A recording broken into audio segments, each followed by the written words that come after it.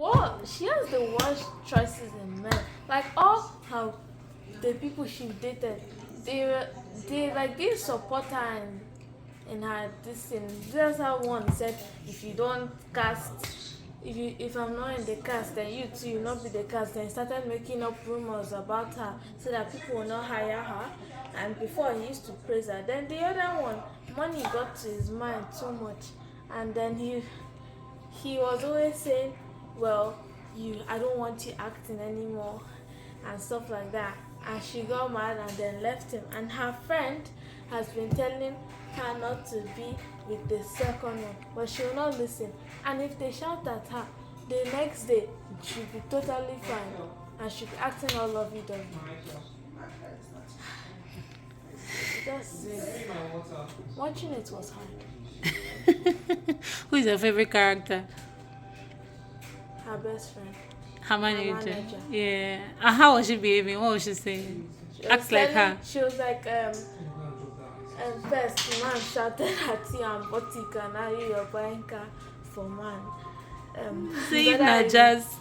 I don't, yes, if it's charm, let me know the charm. So that No, let me not match it. Hi guys, now let's talk about film and Fury by Bimbo Ademoye. I've been stalling on this video for almost a week now. So Bimbo released that movie Film and Furious some days ago, sometime last week, and I've seen it twice now, and I cannot help but talk about it. And it's funny because the things that happened in that film are typical. Most times we fall into that category. One thing that I've always learned from when I was young is that always have something that you're doing. So like I was in full support when she left the first guy. And then when she met the second one, the first lesson that I knew, but like I saw, the first thing that I noticed from the film is the fact that if somebody is famsing you, let it remain fams. Don't try to cross paths. Don't try to say, oh, okay, this person is doing all of these things and or whatnot, and then you now want to move it from there to relationship or from the fans to friendship. You're always going to regret it. That's something that is a given almost 100% of the time. Like, I mean, somebody can just admire you. Somebody can say, oh yeah, I like this person, or I like this girl, or I like this boy, and then you guys can be friends. But you see the way that he did it. You see the way that Paul Adefemi did it. How extra he was, how the length he went to please her, how he was praising her, he was telling her, oh yeah, you're the best actor I've ever seen, and all of that. You see, it should have remained like that. Her greatest undoing is crossing over and making him her boyfriend. And you see the thing that he did where he was telling her that, oh, you're overacting, oh, why did you hit me that much? I think that crying scene. This is what happens when you give people access into your inner space. So when somebody idolizes you, in most cases, when somebody idolizes you, they look at you as some demigod. And then when they come into your personal space, they at that point are underwhelmed. So it's something like, is this all there was to it? Like, is this who I was tripping for? Is this, you get what I mean? And then they begin to try to diminish you. So what he was doing, he was trying to reduce her to a level where he could trample on. That's what it is. That's what happens most of the time. The best thing is for you to even avoid that kind of situation. And then good.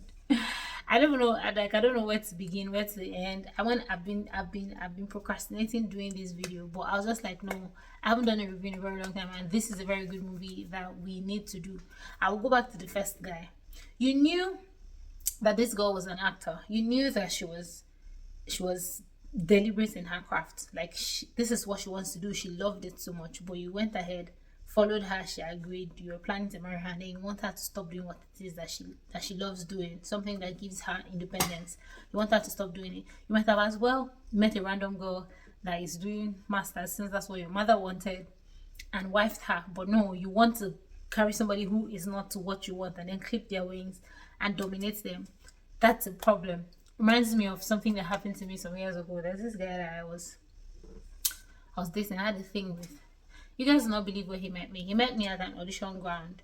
It was for a show called, I think, Next Nollywood Star or something like that. Many years ago, many moons ago. He came with his friend, so he wasn't actually doing the audition. He came with his friend, and then he saw me there. He started talking, liked me, exchanged numbers, and then eventually we started dating. And at the time, so I was still in Calabar. Calabar is not a big movie scene. Things I used to do was the things I used to do were maybe page entry, because I mean, page entry gives you like a wider audience, introduces you to many opportunities if you do win. So that's what I was doing. And I think that at the time when he even knew me, I wasn't doing anything that year. But I did my secondary school in Calabar, I did my university in Calabar as well. So it was just a given that I would know a lot of people, and a lot of people know me because we all go to the same school, and we went to the same school, like the same secondary school, and that was just it. And this guy tells me that, oh, I need to stop being out there. That even this my film that me I say I want to do, that I'm not going to do it. I'm like, from where to where? Where did you meet me? Like, if anything, where did you meet me? Like, at what point where did we become friends from? That's exactly the question I asked him. I'm like, does that make sense to you, that you meet somebody in this kind of situation and then you're telling the person that, oh, I'm not going to encourage you to pursue that dream? Like, does it make sense? That's exactly what this guy was doing. Still on that track, I saw a tweet or an Instagram post today, and this guy was complaining that, oh, his babe was horrible. She's thick, she's fat, and that he registered her in the gym for 6 months, but that she's still eating. He has done a lot of weight loss things for her, and she's still fat. That he likes his babes. Like, I mean, you met her as an honorable. Why are you trying to change her into something that she isn't? Why don't you just go follow somebody who is the specification that you want? That's something that we do a lot, both boys and girls. Like, if there's something that you want, follow the kind of person that suits the narrative. Don't meet the opposite of it and then try to convert the person. That's where problems in the relationships come in.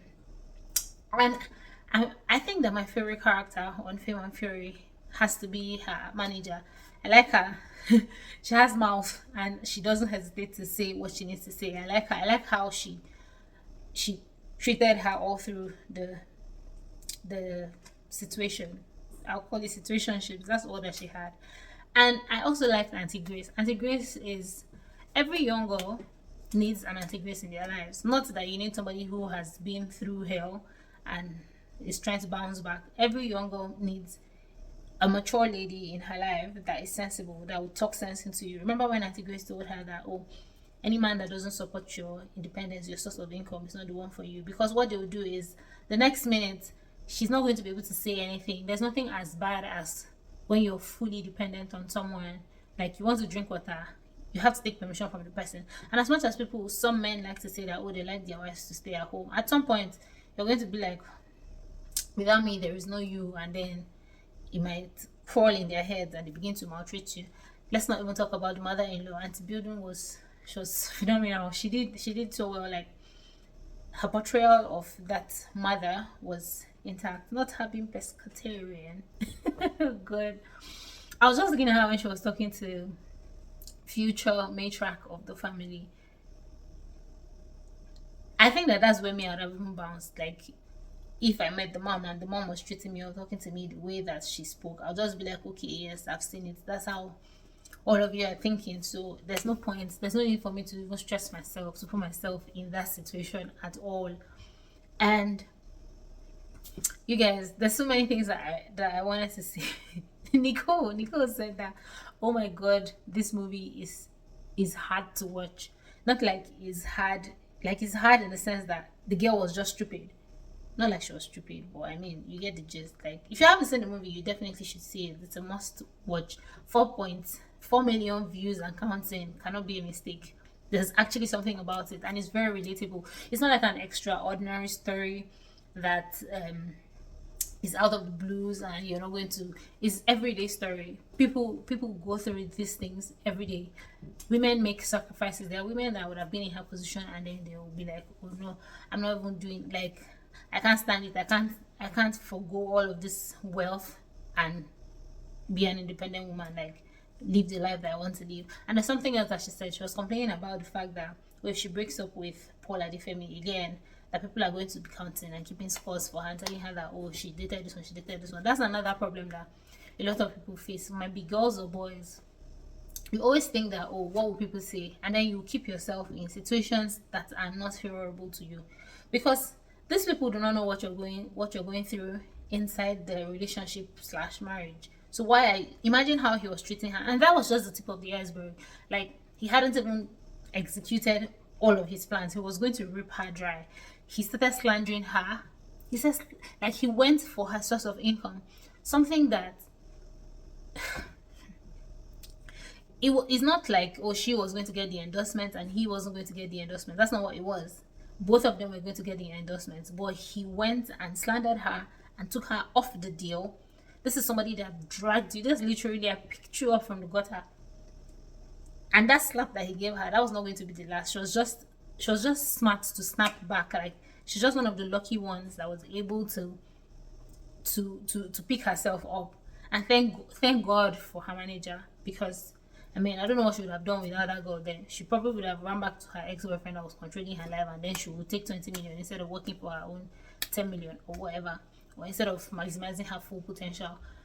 But there's so many lessons to learn from the movie. You guys need to watch it. If you haven't seen it, you definitely should. It's on YouTube, it's on Bimbo Ademoye's TV. So, like, you actually have to search the name Fame and Fury on Bimbo Ademoye's TV to get the actual one, because I hear that there's been duplicates. People have uploaded the video on another channel or whatever.